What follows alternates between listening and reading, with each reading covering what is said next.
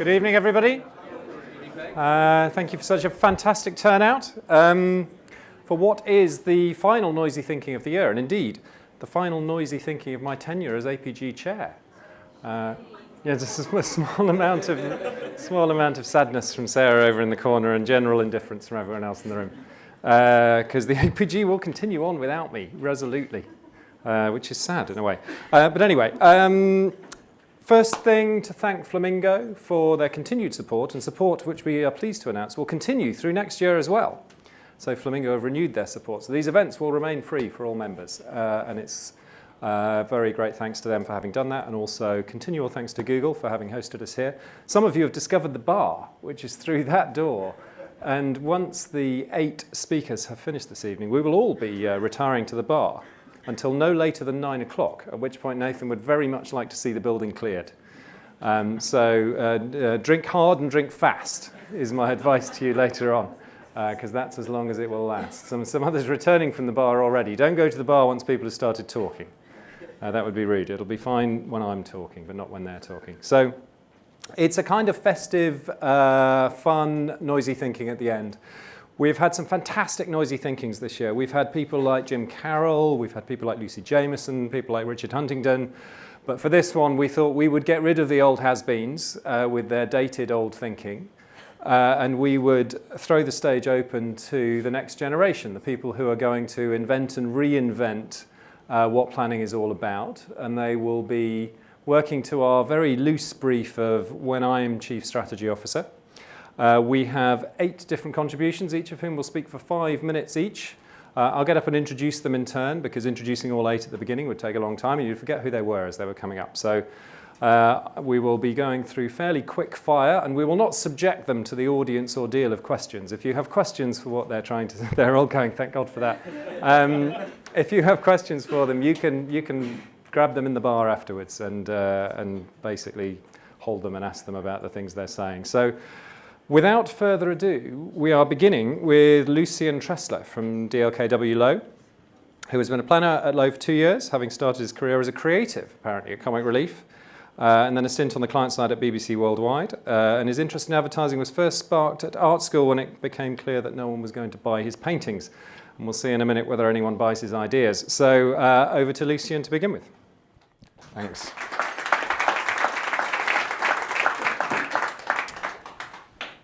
Before I'd ever worked in advertising, I thought that it would be the easiest job in the world, because I also thought that 99% of all of the adverts that I'd ever seen were awful. And I thought I was quite good at spotting that 1% of really great adverts. So to me, it felt like all I needed to do to make great adverts would be to replicate that creative approach that they'd taken.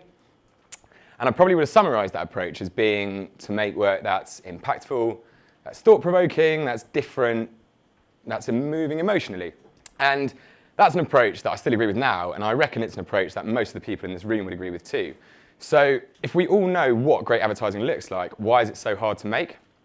And I think it's in answering that question and in finding out for myself why it's not that easy that I've stumbled across the one place where I think planning could probably make the single greatest impact in terms of making the work that we do better. So broadly speaking, the process of making advertising fits into 4 parts. The first one is coming up with the ideas, and I think traditionally planning has been quite good at helping with that. And no matter what changes come, the fundamental principles of it, what is an idea, what is a strategy, how do people think and feel, that's going to stay the same. So I think we're good at that part of the process. The second part is selling the work to the clients, and this is the part of the process that I didn't know about before I started work, and it probably explains why I thought it would be easier than it was going to be. And my argument is that we're awful at this bit, and I'm going to talk about it in a lot more detail in a second. The third part is producing the work. I think we're very good at that as an industry. And finally, there's measuring it, and we're getting better and better at that. But I don't think that this is the place where we can make the biggest change in terms of the work that we make. The second part, selling the work to the client. My argument is that there's a massive bottleneck here in terms of producing advertising, that almost all of the great ideas that we come up with that die here. And they die because we're either incapable of convincing our clients that our ideas are the best ones for their business, or the ideas that we first present get changed so much by the time that we make them that they're barely recognizable anymore. Strategy requires us to focus our efforts on the place where they can make the greatest impact. So as Chief Strategy Officer, I would deal with this massive bottleneck where all our great ideas are dying by turning my department into the ultimate sales force. And to underline the importance of this new approach, I would retitle myself Chief Selling Officer, both in terms of selling our work to the clients, but also if they buy the ideas that we want them to buy, they will sell more of their own stuff. So how would I go about doing this? I've got 3 ideas. It's not an exhaustive list, but it does focus around one point, which is about the way we present creative work, because I think we need to really, really improve the way that we do that. So the first thing that I would do is I would ban all planner charts, and you'll recognise them. They're squares and circles, and they've got arrows. And they generally sort of try and rationalise the way communications work. And we use them to build a rational argument in front of the creative work that we present. And I really believe that when that approach works, actually the client just really like the idea anyway. And when it doesn't work, we've missed a huge opportunity to get them emotionally involved with the idea before we sell them the execution.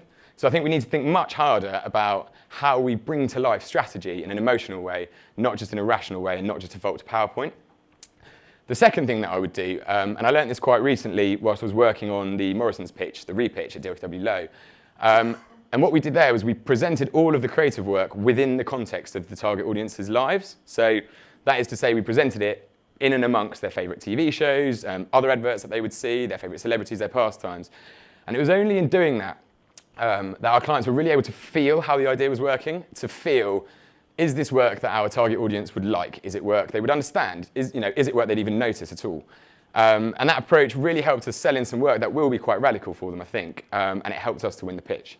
And so on to my last idea, I think we need to brand our ideas with snappy titles for our clients. Not just because it will make them more memorable and likeable to them, but it will help them talk about those ideas whilst we're not there, and help them describe them, so it will keep that idea alive in their minds. So my snappy title is Chief Selling Officer.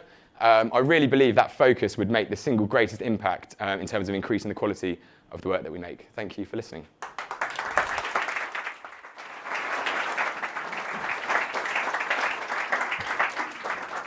Thank you, Lucian. He did 4 minutes. He's setting the bar high for everyone else who might be accidentally running over their 5. Brief and succinct is the way to go. Then we have Vinay from Saatchi & Saatchi. So Vinay has been at Saatchi's for 2.5 years, also where I began. And in another life, apparently, River Cottage would have been his programme, not Hugh's. So presumably either a keen cook or has fantastic curly hair. I'm not sure. We'll see in a moment. Vinay.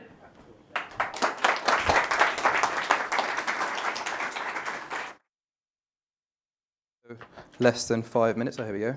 But if I'm over, then do tell me. So, given that it is the APG's Christmas drinks, I thought I'd give this a little theme. The theme is movies from the 90s because they're always on at Christmas time. And so I thought that's how I'd wrap it up. Unfortunately, no Home Alone gags in there. I couldn't find any. But I'll still try and wrap it up nicely. So, if I was CSO, there's 3 things I'd do, which I'd like to take you through. The first thing is encourage more punch-ups between planners. The second is hire planners second, which we'll talk about, and planning throughout the process, and at least deliver one speech as rousing as Alec Baldwin's in Glengarry Glen Ross, which was an incredible speech. Cool. So first one, planner punch-ups. So Brad Pitt says to Graham Norton in Fight Club at one point quite early on in the film, he says, "How much can you know about yourself if you've never been in a fight?" And I guess what he's saying there is you can only really know how good you are or what the best is that you can do if you're challenging yourself to the nth degree. Kind of on the fringe of our comfort zone, that's where we learn the most. So in my agency, planning would be a full contact sport. Planners would all receive the same brief simultaneously, and then they'd work against each other on those briefs to come up with the best strategies. The weakest strategies would die. We keep working on the strong ones until we have this Spartan super strategy, which we're taking forward. And it's really because our creatives do the same thing all the time. They have to fight for their books. If they don't have good ideas, they don't make work. If they don't make work, they don't advance. And we don't have to do that. But we should, because I think we'll all be much better if we do it. And especially if we have to personally fight for our ideas to stay on the table, we'd probably all be performing at our best all the time. So none of this staring at your screen for 8 hours or planning through Google or headphones on, pretty charts and perfect narratives, debates, discussions, arguments, punch-ups, and then high fives and hugs afterwards, of course. Because you'll never run faster unless there's someone running right after you. So that's the first one. The second one, plan is second. So there's a point in Good Will Hunting when Robin Williams is sitting on a bench with Matt Damon, and he says to them, "You're an orphan, right? You think I know the first thing about you, about the way you grew up, about what it feels like to be an orphan because I read Oliver Twist?" And I guess what he's saying there is that observing is not the same thing as experiencing. If you think of someone interesting you know, it's likely that they have interesting stories because they've been doing interesting things. And they've had these interesting experiences. They've gone out and done something with their lives rather than living vicariously through books or the computer or YouTube these days. And I think there's a direct correlation between how interesting you are and how interesting your ideas are. And boring people can't be good planners. So if all you do is planning, you will end up being pretty boring. So I want people to have done something else first. And I was going to say a show of hands in the room for whoever's under 30 years old. Great, so you're all fired. And I'm fired as well, because we're going to go out and do something in the real world. We're going to follow our passions, and then we're going to bring those into the workplace eventually and apply them. And I'm not saying that age equates experience or aptitude. I'm just saying that take the opportunity to do something before you advise people on what they should be doing. So the jungle before the zoo. And the last one, planning throughout the process. Life is like a box of chocolates. You never know what you're going to get. That's the classic line from Forrest Gump, one of the most famous lines of the film, a film which celebrates serendipity and which is totally at odds with what we do. It's our job to know what's in that box of chocolates. The suits make sure we get the box. The creators make sure the chocolates are good, but we make sure that those chocolates do their job. We make sure the person eating them feels exactly the way we wanted them to. Why? Because we're the voice of effectiveness. And so long as the work needs to be effective, we should be part of those conversations. Once the work no longer needs to work, our work is done. But before that, we need to be involved all the way throughout. So that means creatives involved throughout the process, not giving briefs in at pre-prod and then that's it, job done, all the way through, signing off on the first edit. Not because I think we have to have a creative opinion. I think there's enough people that have that in the room, clients, suits, and creators alike, but because we're the voice of effectiveness. And that way we're also accountable if the work is a failure. So, and that way we also know what's in the box and we don't have to eat the crappy strawberry one that no one wants. That's it. Thank you.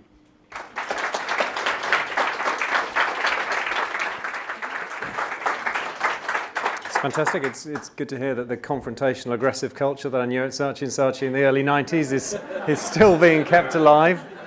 It's very good, not like the happy, clappy stuff we do at AMV.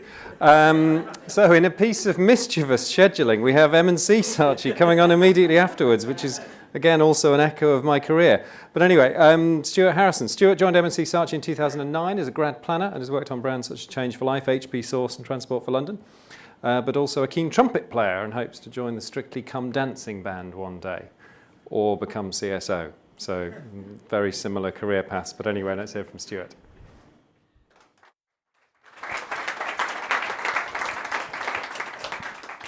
Yeah, whichever happens first, I suppose. So, right, so the answer I got to when I'm CSO was coordinating departments of frauds knitting together Ming vases. And allow me to explain to you exactly what I mean by that, because I don't have any PowerPoint to back this up, so I thought I'd start with something suitably obtuse.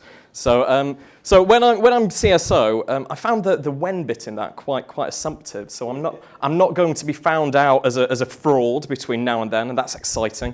So someone who, when I receive a brief, goes and talks to a bunch of other planners, maybe some creatives if I'm feeling brave, a bit of random Googling. I'll talk to some normal people, break all confidentiality clauses. I'll talk to my dad. And then I'll cobble it together to get something resembling an answer, much like I did for this, in fact. Because usually I don't know what the right answer is, and I'll talk to other people to solve my problems. So I've kept that fraudulent behaviour secret for the next 10 years or so, and it's okay because I'm the only one from M&C Saatchi here tonight, so they're not going to find out. What would I do if I was in charge? I'd do exactly the same as I do now. So I'd surround myself with talented individuals. Probably wouldn't need to nick their thinking so much, and I'd just instead point them in the direction of my clients' business objectives and say, go forth and plan. And I'd want them to, I guess, behave like me, so talking to each other, thieving from each other, Yeah, so in theory, I've just created the most fraudulent planning department in London, so things are going very well.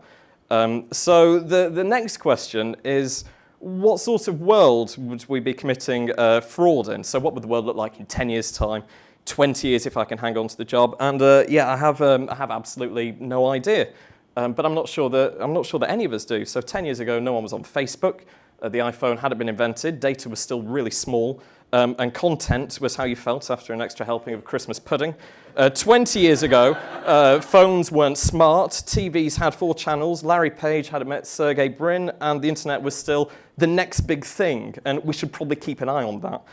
So that was what it was like 10, 20 years ago. What about 10, 20 years into the future? So will the data have gotten so big that my favourite brands know more about me than my mother? Will Sainsbury's have more original Christmas programming than the BBC? Or something more? So I read a prediction by the South Korean government that every South Korean home will have a robot by the end of the decade. So are we going to need to treat them as a channel? Are they the future of direct comms? Don't really know. It's all probably nonsense because we tend to overpredict the future. The point is things will change, things will diversify, and planning needs to expand accordingly. So I need to make sure that my crack team of frauds are ready for it. So to make sure I've got frauds from all walks of life, all sorts of different experience, able to have all sorts of different thoughts. And most importantly, I guess I don't need to just make sure that they're thieving from each other, but actually that they're working together. So I guess the C in CSO, which is conveniently not on the screen, shouldn't just stand for chief. It should probably stand for something like Covener or chemist or something, I don't know. So convening different sorts of planners around briefs and helping them to knit together their thinking into answers. That's the knitting bit. So yeah, so the future's uncertain. I can't tell you what will change, but I can tell you exactly what won't. And that's what our industry fundamentally does. So using creativity to solve problems, so creativity that resonates with real people, gets them to do stuff, there'll always be a demand for that. And there'll always be a demand for what we fundamentally do as planners. So kicking off creativity with a piece of original thinking, whatever that looks like 10 years from now. So I was talking to our creative director about this, and he had an analogy, which as a good fraud, I'm going to obviously make my own now. So he likened the creative process to playing catch with a Ming vase. So the vase is our thinking. It gets thrown around by a bunch of people, creatives, designers, producers. And if it's a beautiful vase, then no one wants to drop it. Instead, they want to catch it, and we want to help them catch it and pass it on. But if you chuck them a cheap IKEA knockoff, then they won't feel bad about it smashing to smithereens, or worse, doodling all over it until it's unrecognisable. So whether you believe it's harder to have a brilliant idea or the technological, societal, cultural advancements make it easier, we should all be striving for Ming vases. So that's it. So that's me convening my fellow frauds, encouraging them to knit together Ming vases, or in other words, a department of diverse thinkers collaborating to do original creative thinking that connects with real people to deliver measurable value for our clients, which is a very contentious answer, but it's the honest one. So that's it. Thanks very much.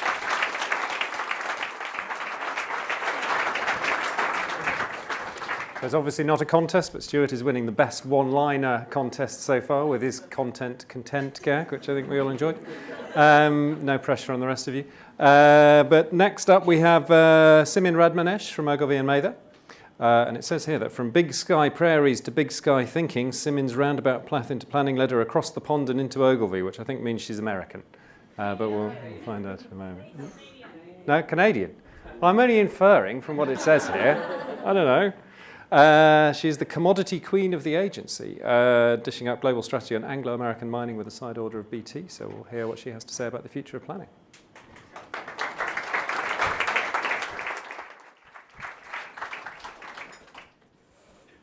I planned to freestyle this, and then I hit a wall today, so I'm going to have to read. Sorry about that. I wanted to start by first acknowledging the gift of planning. So before I even knew what planning was, when I was still in university, I wrote out my dream job. And it was something that blended my left brain love of numbers and analytical thinking with my right brain creativity, lateral thinking, and interest into the human psyche. I never actually thought I'd find this thing.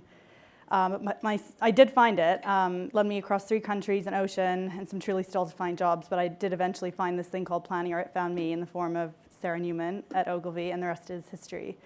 I think I'm one of the lucky few in the world who's actually in awe of their job on at least a weekly basis. And I remember my first few years in planning not believing that such a job existed where I could get involved in fascinating intellectual conversations about cultural, social, and psychological change, get paid to be nosy, to travel to strange locales, write strategy and see it come to life in a way that I couldn't even imagine. And I was fascinated how the process of synthesizing all the complexity and information we were able to come up with into new insights and take people to a vantage point that they'd never seen before. It truly is, I believe, the best job in the world. And one of the biggest gifts to me that I think planning has is intuition inherent in the people that I trained with, the ability to pick up a scent, to follow it, and to see where it led. I want to ensure that the longevity of the craftsmanship of planning, that fine balance that's struck between dazzling intellect and brilliant intuition, is passed on to the next generation that will come up under my leadership. I think that energy, I want to keep that energy strong enough to keep pulling the right type of people into this discipline. So the first thing that I pledge to do, not just as CSO, but in whatever capacity I'm in as a planner, is to honor the craft of planning. I want to make sure that those coming up the ranks hold the same reverence that I did when I came in, and a true appreciation for that extra bit of something that makes it, in my mind, a bit of an art. And the reason that I stress this is that I feel that there's been an overemphasis on digital and drilling down into specializations, and the junior planners are coming in not getting the chance to really hone their instinctiveness and intuition that you develop as a big picture classic brand planner. This imbalance that I feel in this respect is part of a much bigger picture, and I think it's the pivot point that we're on at the minute. So up until a couple of years ago, I think the fundamental question of business asked itself was based on the notion of how can we increase shareholder profits and how can we increase sales year on year? How can we sell or else? I think it was also characterized by an ever-growing dependence on data as the truth and the answer. So rationalization, measurement, and a reliance on left-brain intellect have become undeniable in the world today. Quantification of everything, from Nike fuel band metrics to number of Google searches to segmentation studies and consumer profiling. We can measure and analyze almost everything and use that to subsequently try to predict the future. It is the era of big data, the ability to quantify everything, prescriptively measure, evaluate, and compartmentalize. The advantage is it provides transparency and predictability, which in an increasingly volatile, ambiguous, and complex world offers a tangibility which gives us a sense of security and at times infallibility. It seems to offer solutions, but does it? It's made us smarter, but hasn't made the world wiser, or more empathic or sensitive. It's handed the decision-making process to something external versus developing an internal system of knowing. And I fear at times it's making us lose the very instinct that makes people human. It seems, every which way you look at it, that the system that we live in, this world, has swung out of balance. The world as a whole, I feel, has become too inward-looking, too myopic, and too left-brained. And I feel that a rebalancing is needed. I think when I look to the business world, it seems to have hit a profound crisis of meaning. It seems to have swung in the last 20 years too far to profit, sell, sell, sell, and only now seems to be coming back to earth, realizing that its original purpose was to serve society and that we need to find ways to do that in an era of massive distrust. I think that people are also in a crisis of meaning. I think the brands that promised happiness through buying aren't convincing anymore. Systems seem to be crumbling and people don't know where to turn. So what does business need of us? What do brands need of us? How can we as planners help to save the world? The answer is that we need to get more meaning into business and into people's lives. And I've heard two theories in the past few months that I used to shape my thinking as CSO. So for the business part, I was at a talk last night by Unilever's CEO, Paul Polman. He was talking a lot about systems thinking. And he says that the most important leaders of tomorrow will be systems thinkers, those who can see the many different ecosystems that operate in the world, see the relation between those systems, and then design solutions for them. To me, this means thinking even bigger than before. I think CEOs may have this vision, but I have seen firsthand that the rest of the business don't know how to execute on this. People can't think big, and this is one of our specialisms and one that I think we should continue to push. With trademark flexible minds, I would have as a backbone of my department systems thinkers, so those who could swim upstream in the client's business, be in the C-suite, and bring the unique whole brain thinking and creative thinking that we specialize in to bear in helping businesses understand their role in society and find ways for brands to deliver on that. In response to the big data theory that scares me so much, and that I worry has come perhaps at the expense of our instinctive natures, I would encourage us to consider big intuition, which is a coined term by Tim Lebrecht, CMO of design firm NBBJ. He suggests that we can right the imbalance that I believe big data has caused by looking to the unquantified self. People yearn to be part of something bigger than themselves, to feel that they have purpose, that through the struggles they've gone through, their lives have significance, and that there is still some mystery and not knowing as to our role in the bigger scheme. To find meaning in a story that is rich with emotion. And I don't know if big data has given them that. So using brands as meaning makers in people's lives by allowing them to tap into the unknown and the transcendental and help them find significance there is the role that I think we can help to play. Big intuition pushes against the all-knowing, the user-friendly, the right here and right now. It encourages introducing mystery, sacrifice, delayed fulfillment, providing more real-life experiences for people to come together and experience something bigger than themselves, find richness in the unknown and the infinite possibilities that exist there. Examples are, for example, Secret Cinema, or KLM's Surprise campaign, or Sprite's example in Dubai, which won an APG Gold this year, where they invited over 40,000 laborers living in poverty in the desert to play cricket in the Dubai International Cricket Stadium, allowing them the chance to feel the feeling of a true cricket star. Business wants more meaning, and so do consumers. So our role, I think, is to help our clients see ways to go beyond the numbers game and use their brand as a powerful vehicle for creating richer human experiences that mean more. To unlock and express this human part of brands in an authentic way will require more sensitivity and more vulnerability on the part of brands, and crucially, those who help to shape them. It will also require more creativity. As CSO, I would emphasize conscious development of right brain qualities that I feel may have been left unattended in the digital and measurement-focused era of the past 15 years. I would strive to destigmatize gut instinct as much as possible with clients. I would not stand for fear cultures either, but rather create a safe, nurturing, and collaborative environment that allows people to get out of their rational heads so much and into a more feeling state. A place where they'd feel safe to wander, to pick up a scent and follow it and see where it leads. This might actually require less planning and more serendipity, less intellectualizing and more sensing, embracing ambiguity and the unknown. I also think partnership would be key to realizing this, so I'd create planning teams, pairing planners with creatives as an extra boost of right brain energy. I really do think that the next horizon lies in helping businesses and brands find more meaning, more significance, and maybe a little more unquantified mystery in their lives. I would keep pushing for bigger thinking and more instinctiveness, and to keep using that unique blend of intelligence and intuition as a force for change and social good. And I'll just finish by saying that I think this means that we need to be more influential in this industry, which is why we should be aiming not just for CSO, but more of us should be aiming for CEO. Thank you.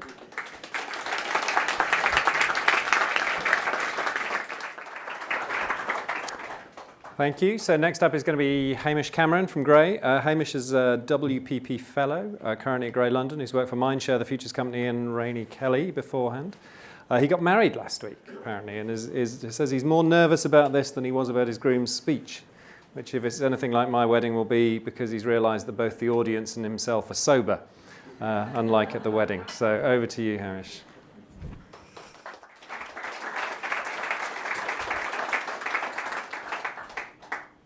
I've got it as backup just in case, say, the groom's speech, in case this doesn't go well. So you've made it. Years of grafting, millions of briefs, 1,000 creative reviews, and hundreds of pitches, and 1 million decks. And you've finally reached the top, your Chief Strategy Officer. You're at the helm of the good ship strategy, set out to explore strange new worlds, seek out new life and civilizations, to boldly go where no man has gone before. Where you take this ship is up to you. There's a lot of interesting planets on the map, lots of opportunities. And I've taken it to mean that the Chief Strategy Officer should really be thinking about the strategy for the agency and the vision for it and what his role is in the new world. And then I'm going to segue seamlessly into the wire. Because this is a sort of analogy of how you might think of the advertising world now. You know, at the top you've got the big bosses and the clients. You know, they've all got the same plan, the same rhetoric. They want things that, like long ideas, media-neutral ideas, business-changing ideas. They want the high-end busts, the top dealers, the stuff that takes time, that takes effort, takes collaboration, takes lots of money. They want non-advertising ideas that will transform their business. They want drugs on the table. And they want all that, and they want it now. It's what they got elected on. They've got a mandate for it. But these guys at the bottom, they're the guys on the street, the foot soldiers. They're the cold face of advertising. They're faced with the fact that despite what the bosses say, what they really want, the reality is that very rarely are you given the time to bring in the really high-end drug dealers. Once in a while, 1 or 2 big names get brought down, but the reality is that no one has the heart for the wiretaps, the months of surveillance, the paperwork, the subpoenas. You've been tasked with quick results, answering the briefs with short time frames and specific deliverables. street rips and low-level corner boys, a million miles away from the high-end stuff. And even if they did get given the time and the money to do it, this is all they've ever known. It's all they can do. Advertising agents have been churning out advertising ideas since time began. Some brilliant, some good, some bad, but they're all advertising ideas at the end of the day. We're stuck in an endless cycle of producing advertising. Occasionally we come up with some really great ideas that get bought, but on the whole, every year it's the same. More ads, more Facebook campaigns, more microsites. But we want to do different stuff. It's why we got into the industry in the first place, isn't it?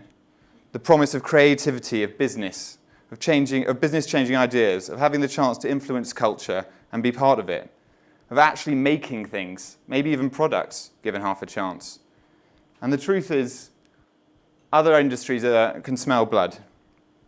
They're fast on our tracks. Management consultants want to steal our strategies. Tech companies want to steal our creativity. Even Hollywood are getting in on the act. But we need to turn this defense into attack and stop thinking about advertising as our only output. We've got buildings full of people with brilliant creative minds. But currently, we only think in terms of advertising and agencies who only produce ads. We need to start thinking about what else we can produce, what other industries we can move into, what other things we can do. I'm still amazed at every day of a brief, the stuff that comes back after a day, 2 days of thinking. But given the option of doing our own ideas, I think we would produce different stuff, even better ads at the end of the day, if we just spent a little less time producing ads and a little time thinking about what else we can do. Because the truth is, when you follow the drugs, you get drug addicts and drug dealers. But you start to follow the money and you don't know where the hell it's going to take you. We need to think of different revenue streams, different things that we can bring in. Every day, every week, you see ideas hit the cutting floor that with a client who didn't have quite enough money to buy it, wasn't quite brave enough to do it, maybe the strategy wasn't quite on. Sometimes we need to pick up those ideas and think, well, why don't we just do it ourselves? We've got to stop relying on our clients to get the ideas that we want sold through, and occasionally take a punt ourselves. Give our teams a bit more time or a bit more money to do the stuff themselves. 25% a year of just stuff that we want to do. We talk at Gray about maybe having a bake sale at the end of the year for the ideas that we didn't get through but we'd like to make. And the CSO should be at the helm of this voyage of discovery to galaxies unknown. His ship should be full of people from lots of different planets with lots of different skills, because they won't know what they'll need on this adventure or where it might take them, but they know that advertising won't always be the answer. Thank you very much.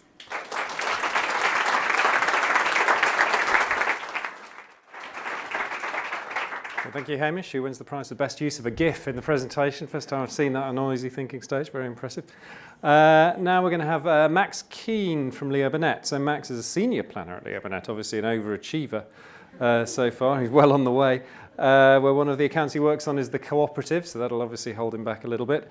And if anyone wants to talk apparently about supermarkets, funerals or crystal meth, Max will be in the bar later on. So over to you, Max. Hello. I'm Max Keane from Leo Burnett, and perhaps rather ironically, I'm going to be talking at a Noisy Thinking event about the merits of introversion. It's a theory of mine that I have validated using the planner's favourite tool, quick and dirty research around your own department, that a lot of us planners are in fact introverts. Perhaps not so much of a surprise, because planning in many of its most important aspects is often an exercise in introversion. There's a lot of studies out there that tell you that creativity, innovative thinking is often born of solitude, introspective thinking as well. Despite this, the world at large, but our industry in particular, is guilty of promoting a culture and ways of working that often favour the extrovert over the introvert. I think there's a really strong case to argue that introverted planners are actually far better placed to address client issues. They draw their energy and their inspiration from within, and as such, acquire a healthy level of skepticism, so are better able to think outside the parameters within which a client issue is being set. It means they're less likely to get swept up in what might be the politically expedient answer, and go away and think about something and deliver genuinely inventive thinking that can actually make a real difference to a client's business. The problem is is that in the way we work, we're making it increasingly difficult for introverts to get ahead. I mean, think about the last time you got a meaty client problem in the agency. Generally goes something like, let's have a quick powwow about this one, or should we do a quick workshop, thought shower? I know, let's do an agency branded workshop and charge the client 10 grand for it. The problem with collaboration is great where necessary or where appropriate, but there's two questions for me. One is, how conducive is this to delivering truly original thought? And secondly, this default to groupthink often leaves, a diffusion of responsibility for creative thought. And often the loudest voices win the day, more often than not the extrovert.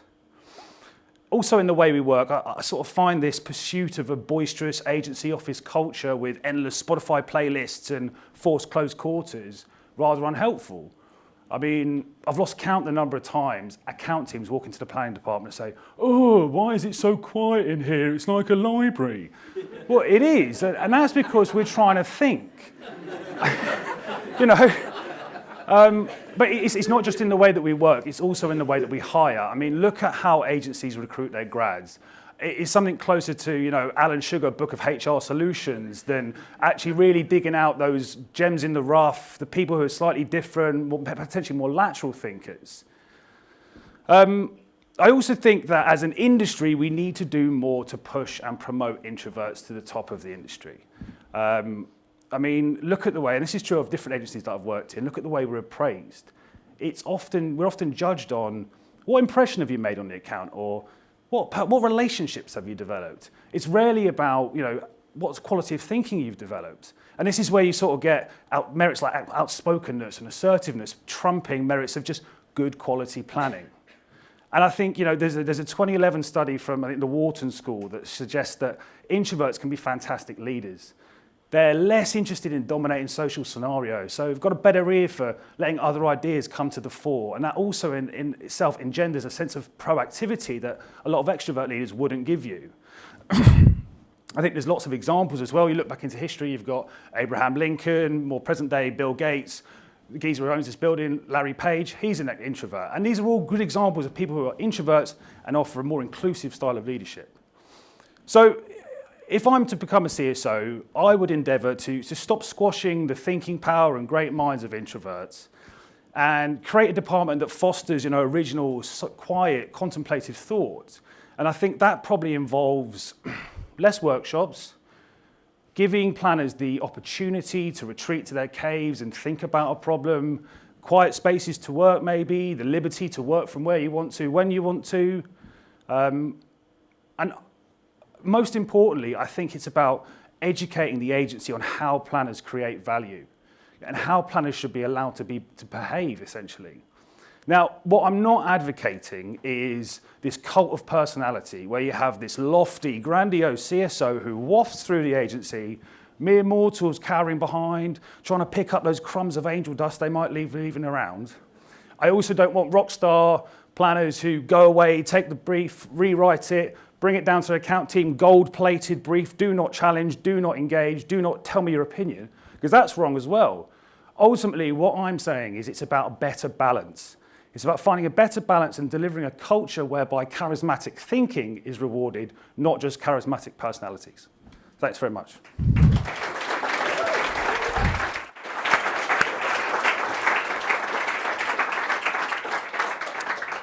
So for our final two, we enter the world of the strategist, and much to my chagrin, it took me slightly less than 20 years to have the word strategy in my job title. But if you work at BBH and Mother, you get it from day one, which is irritating. But anyway, Melanie next, who is a strategist at BBH, stubbornly pursuing great work on Waitrose and British Airways, and also apparently known as Melaine after a high-profile mistake with some business cards as a graduate trainee.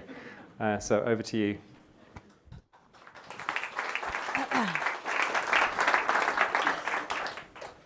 Okay. When I'm CSO, I'll be running what you might call a tight ship. I mean, really tight. Totalitarian tight. Enforced rules on what you are and aren't allowed to say, with the penalty being firing kind of tight.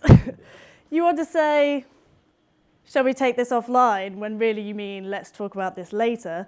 Fine, but not if you want to work in my department. If you cascade information instead of telling someone something and pluralize words that shouldn't be pluralized, then pretty soon you'll be asked to take your thinkings and learnings elsewhere. Find yourself reaching out and circling back, and I'll be having serious words, namely that this is advertising and not the hokey cokey. Oh, and FYI, if you need WIP at EOP, IOU, you're P45. Apart from the obvious personal gratification this gives me, there's a genuine commercial rationale for this move. The more we create nonsense words and phrases and perpetuate them through everyday use, the more we distance ourselves from the real world and the consumers we're trying to talk to, which is particularly worrying for our industry at a time when consumers have more power than ever over what they do and don't engage with, and when relevance and meaning are absolutely key. That's why, when I'm CSO, I'll be bringing realness back into the agency. One word in particular will be totally outlawed, a word that's so distracting, so manipulative, a word that, quite frankly, if people are still saying in 2023, when I fully expect I'll be CSO, give or take another 10 years and maybe a tactical sex change, I'll do something seriously drastic. That word, the word, is digital. Digital is the medium through which we view and experience life. Just as someone who's blind uses a stick to experience the world, we use digital. And just as how for that blind person there's no distinction between the world and their experience of it through that stick, there's no distinction between digital and the world either. Saying digital marketing is like saying life marketing or everything marketing. It's not only pointless, but I believe it genuinely stifles great creativity. Digital sounds like a distinct entity, separate from the rest of life and with its own set of rules. Something which requires a different way of thinking, and as such, something that people either get or don't get. Something for the experts and something scary for everyone else. Digital is definitely out. In its place comes people. Note to self, that's people and not consumers. Everyone, I hope, understands the concept of a person. They are your mum and dad, they're your friends, and they're you. And granted, people can be difficult to understand, but at least we know what they are. When I'm CSO, every idea will be a people idea. The job of strategists in creative development becomes understanding people, their behaviours, the actions they take, and the spaces they occupy, and then illustrating their lives to such a brilliant extent that the job of creatives is very clear, to come up with excellent and disruptive ways to make the brand part of their lives. In the pursuit of realness, strategists will become like journalists of people, on the ground, out in the field, experiencing, socialising, and then reporting back. And not through a PowerPoint, through video footage they've collected and pictures of things they've seen, eaten, worn, heard, and said. Better still, the items themselves. The more real, the better. In fact, what's more real than an actual real member of the public? If we're bringing realness into the agency, surely we need to bring real people in too. The opportunity for co-creation is massive. When I'm CSO, creative development will no longer entail using the standard strategist and creative team combo. Let's bring a real person into it. Get them to tell us how it really is. So here they are, my CSO principles. Be real, which entails no more jargon, no more digital, ideas which are made for people, strategists becoming people journalists, and creative development involving strategy, creative, and a member of the public. It's time to burst the advertising bubble, people, and rejoin the rest of the world.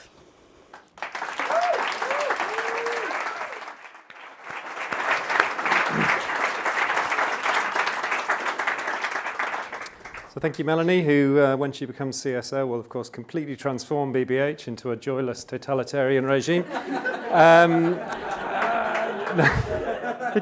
It was a gift. It was a gift. She did it, not me. So thank you, Chris. Thank you, Melanie. Thank you, Max, Hamish, Simon Stewart, Vinay, and Lucian. A fantastic evening. Thank you, all of you. So.